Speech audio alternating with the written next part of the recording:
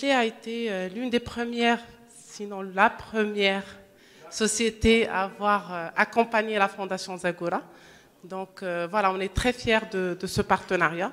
On ne peut pas parler d'améliorer une qualité de vie ou un meilleur avenir sans éducation. On est très fiers que l'un des enfants ayant bénéficié du support et de l'action de la Fondation est aujourd'hui un collègue, puisqu'il a réussi à rejoindre l'usine d'El Jadida.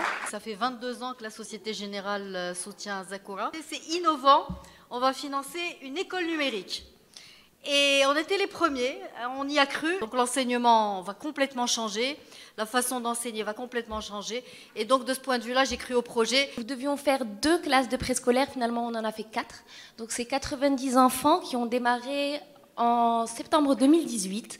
Donc on arrive à couvrir tous les besoins de la commune centre. C'est toute l'équipe terrain que je tiens à saluer, l'équipe Zagora, qui ont fait un très bon travail avec les parents. Alors on n'est pas un partenaire de 20 ans. Peut-être, un jour. On est un partenaire, je crois, de bientôt 8 ans, hein, Rita. Voilà, c'est 8 longues années préscolaires restent, à mon avis, l'arme essentielle que développe la Fondation Zagora et réellement la base du développement humain. On travaille plutôt sur l'employabilité et c'est également un dossier important. Et la Fondation Zagora, depuis 8 ans, a décidé réellement aussi de s'attaquer à cette question qui touche la jeunesse.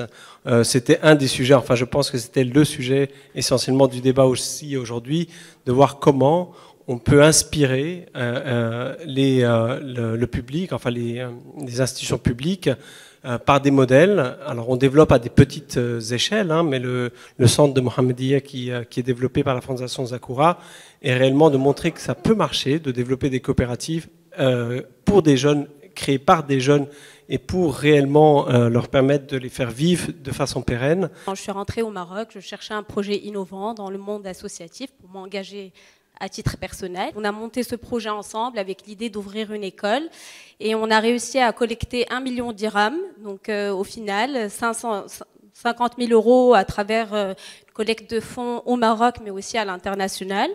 Et puis la Bird a matché les 50 000 euros à travers l'initiative communautaire. Je tiens à souligner aussi que la Fondation Zagora a été connue aussi, on a réussi à faire un peu de publicité à l'échelle internationale parce qu'on a gagné un award pour la meilleure collecte à la Bird, la meilleure collecte de fonds. Aujourd'hui, la Fondation Zagora, elle organise cet événement pour nous remercier.